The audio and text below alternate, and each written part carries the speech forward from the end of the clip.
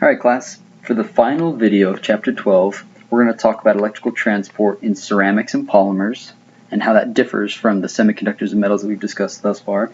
We're then going to talk about dielectric materials, followed by ferroelectric materials, and finally piezoelectric materials. These are some really interesting applications of electronic devices. So, to start with, how does electrical transport in ceramics and polymers differ from metals and semiconductors? Let's talk about these that first off, they're typically considered insulators. Ceramics and polymers, you don't typically think of those as being high conductivity materials. And in fact, they are often insulators. Therefore, we expect the conductivity to increase with temperature as we begin to promote carriers across the band gap. For ionic ceramics, oftentimes the charge that is moved through the material is not actually being carried by electrons and holes, but rather via motion of anions and cations, meaning the charged ion sodium plus, for example, the cation sodium plus, that might be the mobile species that allows us to have electrical current in this material. So if ions are mobile and allowed to move through it, and that's causing electrical conductivity, typically this is going to be much lower than electrical conductivity. And the reason why is because we're relying on diffusion, right? If ions are moving, then we're relying on diffusion, and that's going to be very, very slow compared to electronic or hole motion. Nevertheless, in a material, you can have more than one species responsible for electronic conductivity. The total electrical conductivity could be a combination of both ionic and electronic. Right? Now, the mobility of ions is typically given by n, the number of ions, times their charge, times d, their diffusion coefficient, divided by kT. Now, this divided by kT, that's coming from thermal energy, as you're getting scattering. So the higher the thermal energy, your mobility is going down, but the diffusion coefficient is increasing, and so there's actually a net increase with temperature overall, since d is an exponential temperature. Let's see, I have it written here as proportional, but that's proportional to the exponential, right? And so that would actually be a net increase in mobility in terms of temperature. Now, nevertheless, you can have different charges on ions too. Sodium plus has one charge, titanium 4 plus has a different charge, but we haven't talked enough in this class about why one might be more or less mobile than the other. So for the sake of this class right now, we'll say that the charge will obviously increase your mobility. Right?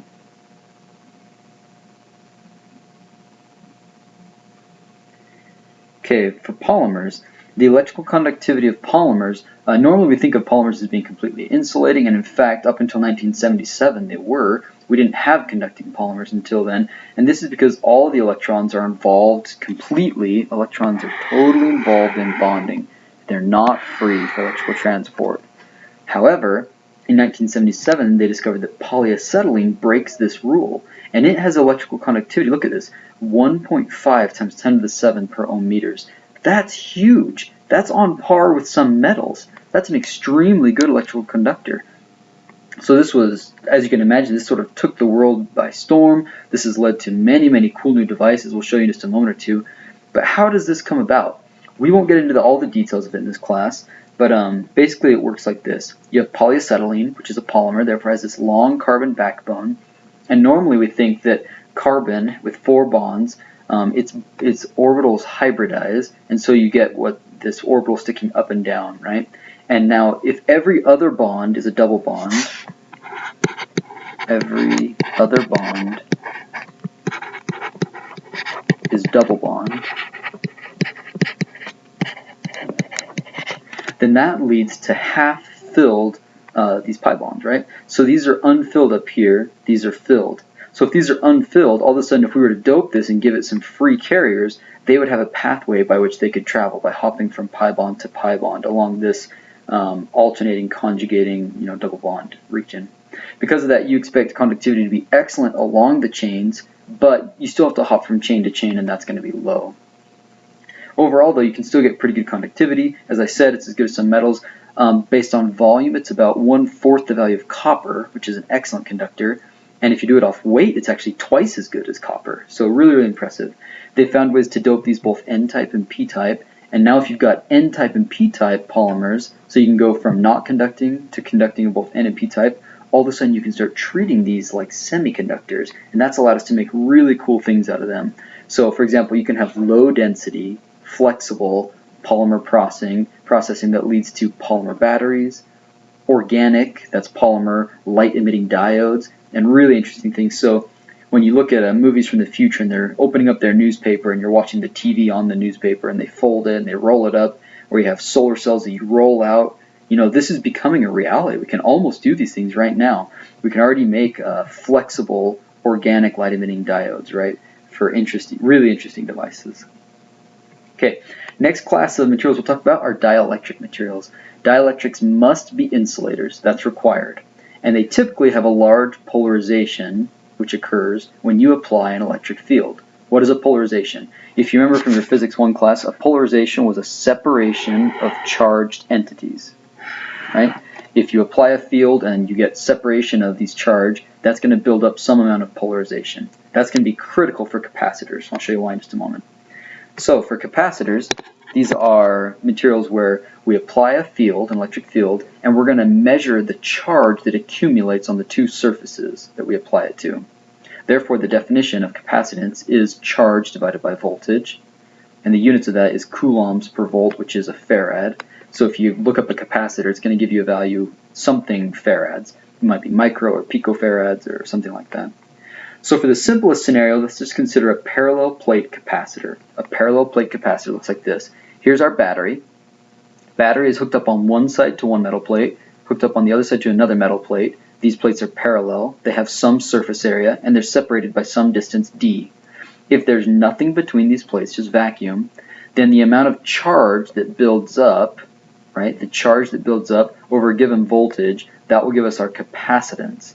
Or in other words, the capacitance will be equal to the permittivity of free space, that's this epsilon naught, multiplied by the area divided by d. So if you want to increase your capacitance, you can do it a number of different ways. You can either increase your area, make these parallel plates as large as possible in terms of area, or you can bring them very, very close together. You can make d very small. Either of those will increase your capacitance. But there's something else we can do. What if instead of having a vacuum in here, nothing, what if we put a material between these two parallel plates? If we put a material between it, a dielectric material, so it must be an insulator. If it's not an insulator and it's conducting, then we won't build up any current. Current would just go straight through, right? And we don't want that. That would be defeating the purpose. But if you put something in there that's a dielectric that doesn't allow it, that's going to allow us to build up even more charge on the surfaces, right? So we replace epsilon naught, the dielectric constant, or the permittivity of free space. We're now going to have it be epsilon. Epsilon naught has this value, 8.85, 10 to the negative 12 farads per meter. That again is that's a constant, permittivity of free space. But if we put a material in, we now replace it with epsilon, and epsilon is equal to epsilon r times epsilon naught. This is the same value here. That's the permittivity of free space. And then epsilon r is just a value. It doesn't have units. It's just a number. And so basically, if epsilon r is greater than 1, whatever material you put in, as long as it has a value greater than 1, you've increased the capacitance compared to a vacuum. Right? So let's go back to polarization a moment. Let's take a molecule, something that has a permanent dipole. Water, for example, has a permanent dipole. We have H2O, and since oxygen is more electronegative than the hydrogen, it builds up a slight negative, and we build up a slight positive on this side. So this is a polar molecule. So imagine that this is something like that. If you have this dipole moment present, that means you have a separation of charge over some distance, right? So P, the polarization, is equal to Q times D, the separation. Well, what we can do with a molecule that has a permanent dipole is we can apply an electric field and watch it reorient itself relative to the applied field. If you look at this molecule, when we apply the field this way, right, that means that the positive side of the electric field is here. Let me redraw that just for clarity's sake. Here's our electric field, so the positive side of the electric field, just like that. Therefore, the positive side of our molecule will go here, negative side of our molecule will go here, right? And in doing so, we've actually increased the polarization in one direction. We've decreased it in another, right? So to have polarization, you have to have these molecules that have permanent dipoles. And so let's consider this our parallel plate capacitor. Here's our top plate. We have a bottom plate. And inside, this would be our dielectric material. You could put water, for example, as long as there's nothing to make it a good conductor of electricity like ions. But if you had very pure water, it would not be a conductor. But water molecules do have dipoles, such that then if we applied a field across this, we would orient our molecules like so, right? This means the positive is that side, so our electric field must be applied this way. Oh, sorry, just backwards. Electric field must be applied pointing down, because you can see that the positive side of our molecules is pointing down, right? Therefore, the positive side of our field is pointing up, right? And in doing so, we were able to build up lots of charge on the surface, right? Because take a look, we have all these excess charges down here, all these pluses, which have to be compensated by building up negative charge over here, okay? So we're going to come back to that. It's going to be important in just a moment. Let's return to capacitors now. For a capacitor, the surface charge density, D, surface charge density, will have units of how much charge we're accumulating on the surface, so coulombs per meter squared. This will be proportional to the applied electric field. So basically, if you put a small battery here, if you put a 1-volt battery here, you're going to build up some amount of charge, right? You're going to build up some Q. We'll call it Q sub 1. But if you put a 9-volt battery, you're going to build up more charge, Q sub V. And Q sub V is, 9-volt, excuse me. Q9 will be greater than Q1, right? But you can't just build up charge infinitely. You can't just put an enormous voltage across this and think that you're just going to keep on building up charge here, because at some point you're going to build up such a large amount of charge that it's actually going to arc across, just like lightning. Or if you've seen, those kids' toys where you see like the electricity jump across the vacuum, that can happen. And we're going to talk about that in just a moment. It's called dielectric breakdown. So let's assume that you're below that voltage. Things aren't arcing across yet. If you do it under vacuum, you're going to build up some amount of charge, and we could calculate based on the area of this plate and the amount of charge you get what the surface charge density D is, right? So if it's vacuum, the amount is just going to be the permittivity of free space times electric field. But if you put something inside, put a dielectric material inside, we can increase the surface charge density by epsilon, right? And I'll remind you that epsilon equals epsilon naught times epsilon r. So it's at least as good as the permittivity of free space, and so we're going to do a little bit better by putting something in. Well, how do we get more charge by putting a material in between? Consider this one. Here's our battery. We have our top plate and our bottom plate, but now we're applying a field across that. The field looks like this. The field looks like that. Therefore, we've caused this material, which used to have alternating negative, positive, positive, negative, negative, positive, meaning it was just, there was no net polarization there. But by applying a field, we cause all of these molecules to line up, where we've got positive, positive, positive, lining up like so. Therefore, to compensate for that, on this bottom plate, we have to have negatives lining up. And these are additional negative charges that weren't there before. Below, we had 5 negative charges in this drawing. Down here, we've got many more than 5, because we have all these excess positive charge we have to cancel out. Similarly, on the top surface, we've got all these extra negatives building up for every one of these molecules. So we have to build up positive charges to compensate for them, right? So our overall surface charge polarization, right? The amount of charge that we're putting on the surface, surface charge density, which is the amount of charge per surface, is increasing by putting a dielectric material in there. Now this is interesting. This portion of the dielectric material does not contribute.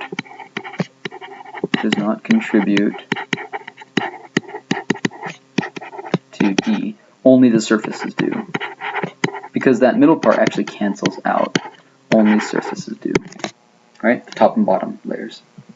So now we'd say that the surface charge density, how much charge spread out per area of surface, is going to be equal to what it was before. Right? That's for permittivity of free space. That means there's vacuum in there. Plus P, where now P is the polarization due to the material, the dielectric material inside. And for many dielectric materials, we can approximate P is equal to this value. Permittivity of free space multiplied by epsilon r minus 1 multiplied by the dielectric field. That holds for many dielectric materials.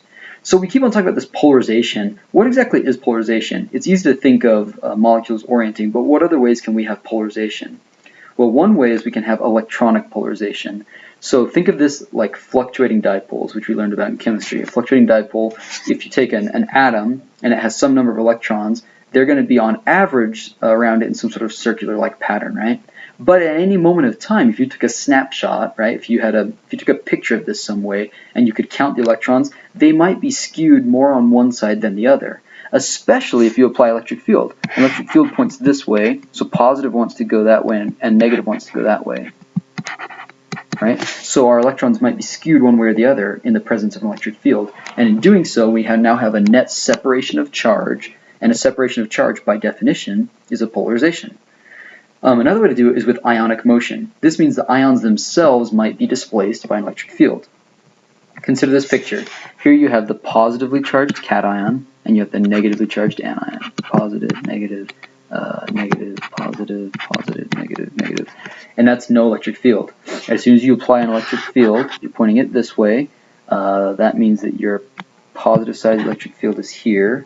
Therefore, your positive ion is going to get moved over a little bit, and your negative ion is going to get moved over a little bit, right? Now, you've distorted the structure a little bit, and in doing so, you've separated your ions, and therefore you've built up some polarization. Then the last one that we're going to talk about in this class is orientational, and this is again for materials that have permanent dipoles only, something like water or any other permanent dipole molecule. And this is when the molecule itself rotates relative to the electric field. So here maybe they're random, but when you apply a field, now they orient themselves or partially orient themselves, okay? So for the total amount of polarization, we would just add up the contributions from all of these. We'd say there's some contribution from the electronic, ionic, and orientational. All these come together to give us our total. So how do you sort out which one comes from which and how much is coming from these different sources? Well, what's great is we can use frequency dependence of our electric field to test that. What do I mean? So we're going to apply a field this way, and then we're going to switch it, and we're going to apply it this way. We're going to apply a field this way, and then we're going to switch it and apply it this way. Why does this tell us anything? Well, depending on the rate of switching of our electric field, sorry, that's our electric field, the rate tells us which one of these polarization mechanisms can keep up with the rate. So if you do it fast or slow, it should change it. And so if you have various different polarization sources, you can see them if you just change the rate and watch how the polarization changes. So a sort of good question to ask yourself right now would be, what polarization would only be observed at low alternating current frequencies? So you have some sort of alternating current source, a power supply, and you do a low frequency. So that means that you're switching it not very fast. The frequency of switching is very slow. So which ones are going to be present? We'd say all of them are going to be present, since everything can respond to a slow frequency. But which ones will be present at high frequencies? Those are going to be the ones that can change very quickly, things like electronic, right? So sure enough, when you see this plotting polarization against frequency, you see that down low frequencies, low equals slow, high frequencies, sorry, jumping around, high equals fast. So the only things that can respond in terms of polarization at fast frequencies are electronics, right? The electronic cloud. The electrons in the cloud around the atom can change very, very quickly to switch back and forth. But as you move towards lower and lower frequencies, now you have other things that can also contribute to polarization. Ion motion, it's slower than electronic. Orientation, so rotating molecules, that's even slower still. And so your typical curve will look like this. It's going to drop. We won't talk about what these spikes are in between, but that's the general shape of this. Okay? Okay, we mentioned dielectric breakdown before. Let's talk more about dielectric breakdown. Basically, if you have a material, let's first consider no material. So we have a parallel plate capacitor. We have our battery hooked up to it, right? So if this is our battery, which side's the positive side again? Remind ourselves. When a battery, the positive is the longer side. So this is the positive side over here, negative. So we're going to build up positive charge over here. We're going to build up negative charge. If you build up too much, eventually you get current jumping across. This is dielectric breakdown. So it can certainly jump across a vacuum. That's what most of the toys are that you've seen. But it can jump through other materials. If you have a dielectric material instead of a vacuum between your two parallel plates, it can jump through that as well. Here's an example. They've introduced the source of electricity down here. They must have had the charge spread out around these edges here. And you can see whether the electricity, the electrical current is traveling. It's splitting out in these really cool patterns like this, right? Or it can burn all the way through a material, right? This is literally localized melting. So as the current decides to make a little lightning bolt and jump through your material, it's going to locally heat that material up very, very hot where that is happening at, and so then it causes a breakdown. And many, many devices are ruined when this happens, because now you've got a hole in your material. Maybe that messes up what was supposed to be an impermeable membrane, or now it's a conducting membrane when it shouldn't have been. So generally it's undesirable. You don't want dielectric breakdown. Unless you're designing for it to break down at a certain voltage, like maybe fuses or something might take advantage of that. Right? So what is the dielectric constant of materials? Remember this epsilon naught? Epsilon equals epsilon r times epsilon naught. So this is our total dielectric constant, which is going to tell us how much additional charge we can store on a surface by stuffing this material between two parallel plates. Well, for polymers, that value is typically 4 or less. For ceramics, it might be 3 to 10, and you can guess what sort of mechanisms are dominantly at play. Polymers, it's probably going to be orientational. Ceramics are probably going to be ionic. But some materials, like titanates, can reach 15 to 10,000. That's not a typo. That's 3 orders of magnitude larger than most materials. That's insane. That's crazy. So where's that coming from? Why is it that some random type of material like titanates can allow you to accumulate such a large amount of material or charge on a surface, right? If this is a titanate, if that's a titanate, it allows us to build up a huge amount of charge on the surface of these things. So why is the question? Well, that is a perfect segue to ferroelectric materials. Ferroelectricity, these are a special class of dielectric materials that exhibit spontaneous polarization, right? Polarization is separation of charge, right? It's a charge separated by a distance. What I'm telling you is that these materials do it on their own. You don't have to do anything to these things. They just spontaneously polarize. So what do we mean? Well, this is analogous to magnets. Magnets, if you heat them up above a certain temperature, they stop being magnetic. And if you cool them down below a temperature, they become magnetic again. So this is exactly analogous to them. So how does it work? Let's consider barium titanate, BaTiO3. This is exactly the type of titanate we were referring to before that has a high dielectric constant. This material, what crystal structure does it look like? You have barium at the corners, barium. You've got titanium in the center, and you've got oxygen on the faces. Oxygen. So what does that look like? You've got one cation in the center, a bigger cation on the corners, and oxygens on the faces. This definitely must be the perovskite crystal structure. So the perovskite crystal structure, we know that it's cubic, and in fact this material below 120 degrees Celsius, sorry, erase that, below 100 degrees Celsius, it is cubic, meaning the titanium is exactly centered in this thing. The barium ions are exactly where you expect them to be on the corners. Oxygens are right on the faces. But something really interesting happens above 120 degrees Celsius. It is cubic. Let's see. At temperatures below. Oh, sorry. I thought that. Okay, I misread where this was coming from. This one corresponds to over there, tetragonal. Yeah. Temperatures above 120 degrees, it should be cubic. And at below 120 degrees Celsius, it's no longer cubic, it becomes tetragonal. Remember, tetragonal means that A equals B does not equal C. So one side got longer, right? Whereas cubic, A equals B equals C, so it's a nice square, right? So I really exaggerated there, and you can see here it's not that much, but it does shift. It got a little bit taller. So C now is bigger than A or B. And what that allows you to do is shift your lattice a little bit too, where your atoms are located. Take a look at this. If you look closely, you see that titanium is shifted up. So let's see. Let's say that barium and titanium are shifted up.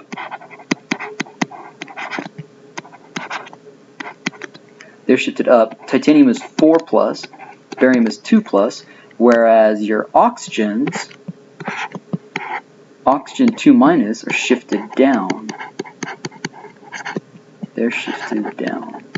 So if your positive ions shifted up and your negative ions shifted down, then you have a charge separation. That's a polarization. So basically, if you're above 120 degrees, there's no polarization. And just by cooling this thing down, below 120 degrees, all of a sudden, all your ions collectively shift a little bit. Your positive ones shift maybe up, your negative ones might shift down, and so you have a net polarization. Well, what's really cool about this is that we can switch it by applying a field. So if our positives were up before, now if we apply an electric field this direction, then we can, I did that wrong. If we apply an electric field this direction, then we'll shift it. Our positive ions are going to go down, our negative ions are going to go up in response to this field. And so we can switch this field back and forth, and obviously this is going to give rise to sort of like ionic motion. Yeah, the mechanism that we're looking at is ionic motion, right? When we saw our different mechanisms, we had electronic, we had ionic, and we had orientational. This one falls under ionic since it's a shift of atoms, but they can shift quite a lot. And look at this titanium ion in the center. Titanium in the center, that's titanium 4+. So that's quite a bit of charge. If that thing even moves a little bit, it's taking 4 charges with it, right? So overall you build up a very large amount of polarization in these materials. Okay, the very last thing we're going to talk about right now, where'd it go? Delete some of this space out.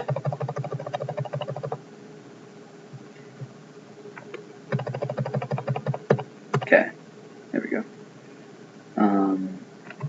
So you can see that when it does shift below its temperature, it went from being cubic, meaning the lattice parameters A, B were the same, but now C is not the same. So it actually increases, you know, not inconsequential amount. It becomes off-centered. So the ideal octahedra changes. It becomes now a distorted octahedra because this titanium becomes off-centered as well as the other atoms shift to become off-centered. And the temperature at which this happens at is an important term to remember, is the Curie temperature. So the Curie temperature is where you see this shifting, right? And this happens due to thermal energy. Basically, it must want to be cubic in terms of an energy standpoint at high temperatures because you have enough thermal energy to move there. And when you take away some of that thermal energy, it can lower its energy by actually shifting and changing its crystal structure. Okay. So if you have one unit cell, they were all cubic before, and now they're going to switch, right? If this one decides to switch and grow like that, it's going to probably influence its neighbors, right? So if that one's pointing polarization down, this one's pointing polarization down as well. And so some large region of space, which we're going to call a domain, within this entire domain, it all has the same polarization.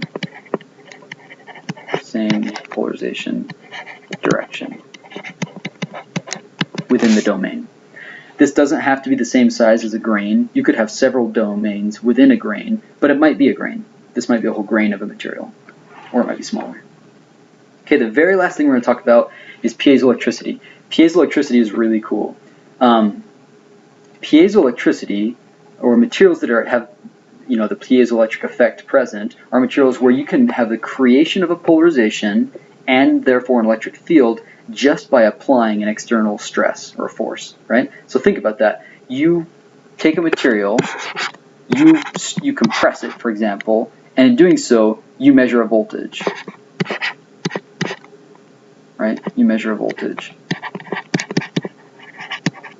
Or if you apply a voltage, then you cause this thing to experience a stress. It's going to change its shape a little bit, right? If you put current in, it's going to respond to that by squishing a little bit, maybe, right? It's going to experience an external force. So you can go back and forth. And if you change the voltage, meaning changing the polarization, then you can switch between tension and compression, right? So you can switch the field, and so you've got this really neat control.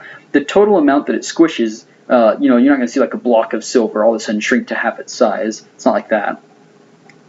Silver's not a piezoelectric material to start with. Even if it was a piezoelectric material, the amount of strain isn't gigantic. It's typically very, very small, but still, we can make very interesting things with these. We talk a lot more about it in my ceramics class, MSE 3310 in the spring. Basically, you can make sensors. So you can make a sensor basically that's monitoring for either voltage or for pressure, right? So for example, me and a peer of mine, we're making a sensor where you have a small pressure sensor here, and you put a material on top of it that's going to swell, and as that material swells and pushes against the sensor, you measure a voltage. And so you can measure the pressure, basically. This could be a pressure for somebody stepping on the floor, and then you could have that voltage tell the system, hey, turn on the lights, because somebody's stepping on the floor, right? You could do all sorts of clever things with this, right? These are made possible by piezoelectric materials. You can have transducers. These are things, a transducer is something that converts energy from one form to another. So this could convert the energy of people stepping on a floor, right? The elastic strain, the energy from strain of compressing this floor. Every time that somebody steps on the floor, you could then convert that energy to electrical energy, right? You could store a battery, right? You could keep the lights on. You could power the lights by something like that, as long as you could generate enough electricity, right? Piezoelectrics are the basis of speakers, of pickups, right? Speakers that you might play in your amplifier guitar, or pickups where you're picking up the signal from the guitar. They're the basis for ultrasonic imaging, for sonar. I mean, so many cool things are possible when you recognize that a small strain in a material, tension or compression, can translate to a small voltage that you can read out. So some of the best materials for this, there's lots. One is PZT, that's lead zirconate. So this is another perovskite structure. You've got your A site cation, you've got your B site cation, and you've got your oxygen, right? And there's lots and lots of things that we can do to make these better. We talk a lot about them in my ceramics class in the spring, but basically you can pole them, and in poling, let's say above the Curie temperature, above TC, the Curie temperature, you have in your material a bunch of domains, right? And these are going to be randomly oriented. The polarizations are pointing just every which way, right? And if you cool it below, then they're going to more or less align, right? So they're going to be kind of aligned in the same direction, more or less. Sort of aligned. And they're aligned, just not perfectly. But if you cool with electric field, then you're able to align it much, much better. So those same grains, if we had them like that, they might be nearly completely aligned in the same direction. Those different domains. Near complete alignment.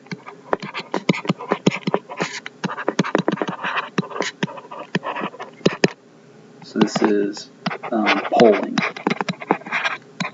Okay? And there's lots more we could talk about with this, but this is just an introduction for now. So this is the final video for Chapter 12, and we will talk about this with some more example questions. I'll bring in devices for photovoltaics and thermoelectrics and piezoelectrics in class on Monday, and we'll actually see how some of these work. Okay?